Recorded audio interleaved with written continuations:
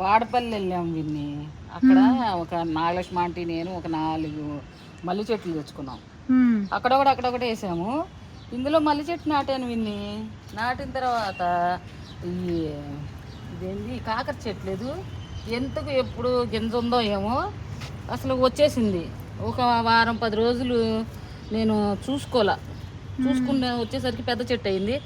అబ్బా నాగలక్ష్మి ఇందులో వచ్చిందంటే ఏముంది లాంటి ఉంచుంది. అసలు ఎట్లా పాకిద్దో ఏమో కానీ ఇక తులసికోట గులాబీ చెట్టుకి పాకిపోయింది విన్ని.